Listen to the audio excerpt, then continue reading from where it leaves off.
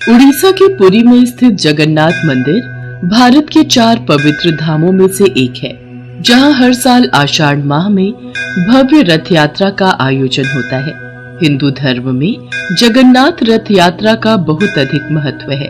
जगन्नाथ मंदिर में भगवान जगन्नाथ विराजमान हैं, जो कि श्री हरि विष्णु के अवतार श्री कृष्ण का ही रूप माने जाते हैं।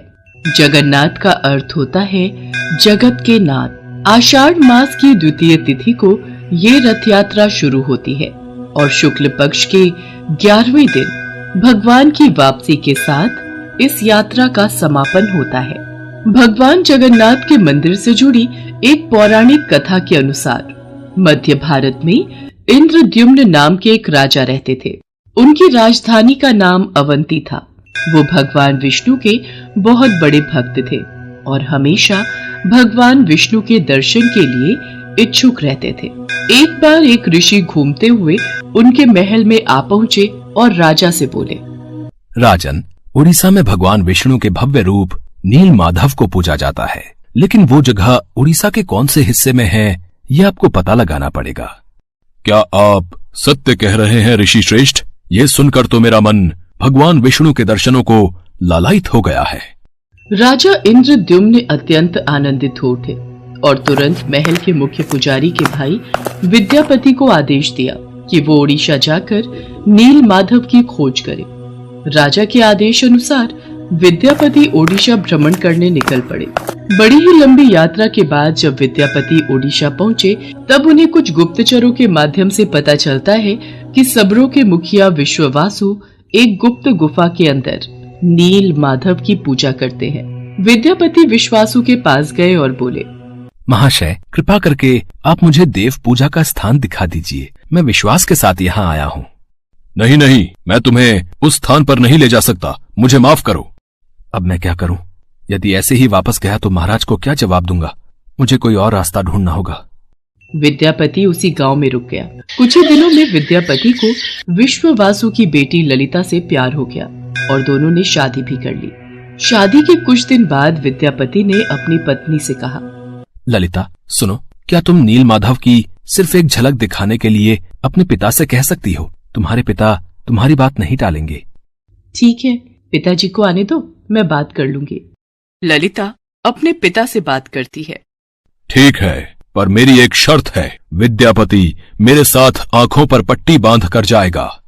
विद्यापति शर्त मान लेता है, पर वो बड़ी ही चालाकी से अपने साथ कुछ सरसों के दाने ले जाता है और गुप्त गुफा तक पहुंचने के रास्ते को याद रखने के लिए रास्ते में सरसों के दाने गिराते हुए जाता है। गुप्त गुफा में पहुंचने के बाद जब विद्यापति ने नील माधव की दिव्य छवि को देखा, तब वो उन्हें देखता ही रह गया। गुप्त गुफा से लौटकर विद्यापति ने राजा इंद्रद्युम्न को सब कुछ बताया। तब राजा इंद्रद्युम्न भी अपने प्यारे भगवान के दर्शन के लिए तुरंत निकल पड़े। लेकिन जब राजा इंद्रद्युम्न विद्यापति के साथ गुप्त गुफा में पहुंचे, तब उन्हें वहां कुछ नहीं दिखा। नील माधव अंतर्धान हो चुके थे। यहाँ पर तो कुछ भी नहीं है। प्रभु कहाँ गए? महाराज, मैंने यही उनके दर्शन किए थे, पर अब वो यहाँ से अंतर्ध्यान हो गए हैं। राजा इंद्रद्युम्न निराश होकर महल में लौट आए। उसी रात उनके सपने में भगवान विष्णु आए और बोले, राजन, तुम पुरी के समुद्र तट पर जाओ। वहाँ तुम्हें एक लकड़ी का लट्ठा मिलेगा जो पानी में तैर रहा होगा। उसे लेकर आओ और उस लकड़ी से मूर्ति का निर्माण करो। राजा इंद्रद्युम्न ने इस संदेश का पालन किया और वो पुरी के समुद्र तट पर पहुंच गए और वहां उन्हें सचमुच एक लकड़ी का लट्ठा पानी में तैरता हुआ दिखाई दिया। लेकिन राजा इंद्रद्युम्न के सेवकों के लाख कोशिशों के बावजूद भी कोई उस लकड़ी के लट्ठे को उठा नहीं पा रहा था। अंत में कबीले के सरदार विश्ववासु की सहायता से उस लकड़ी के लट्ठे को महल में लाया गया, परंतु उस लकड़ी के लट्ठे से कोई भी कारीगर नील माधव की छवि तराश नहीं पा रहे थे। महाराज, हमारे लिए ये कार्य करना असंभव है। हम इस लकड़ी के लट्ठे से कोई भी मूर्ति नहीं तराश पा रहे हैं। हमें क्षमा कीजिए। जब इस काम को करना नामुमकिन हो गया, तब भगवान विष्णु ने फिर से राजा के सपने में दर्शन दिए और कहा, राजन, तुम देवताओं के शिल्पकार विश्वकर्मा की आराधना करो। वो इस कार्य को अवश्य पूरा करेंगे। भगवान विष्णु के कहने पर राजा इंद्रद्युम्न ने देवताओं के शिल्पकार श्री विश्वकर्मा से प्रार्थना की।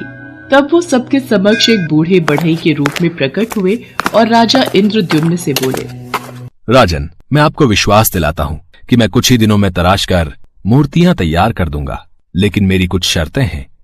जी प्रभु बोलिए, मुझे आपकी सारी शर्तें मंजूर हैं। मैं भगवान श्री विष्णु की मूर्ति को 21 दिनों में बनाकर तैयार कर दूंगा, पर मैं ये कार्य अकेले में एक बंद कक्ष में रहकर करूंगा। अगर किसी ने भी मेरा कार्य पूरा होने से पहले कक्ष के द्वार को खोला तो मैं कार्य को अधूरा छोड़कर चला जाऊंगा। मुझे आपकी सारी शर्तें मंजूर हैं। कृपा करके आप कार्य को आरंभ कीजिए। और फिर भगवान विश्वकर्मा ने कक्ष के द्वार बंद कर लिए और अपने कार्य में लग गए। लोगों को उस कमरे से सिर्फ आरी, छेनी और हथौड़ी इत्यादि की आवाजें सुनाई देती थी। लेकिन 15 दिनों बाद जब रानी गुंडिचा को कमरे से कोई भी आवाज सुनाई नहीं दी, तब वो घबरा गई और राजा इंद्रद्युम्न से बोली, महाराज, जिस कक्ष में मूर्ति बनाने का कार्य चल रहा है वहां से कोई भी आवाज नहीं आ रही है। कहीं वह बूढ़ा कारीगर भूख प्यास के कारण मर तो नहीं गया?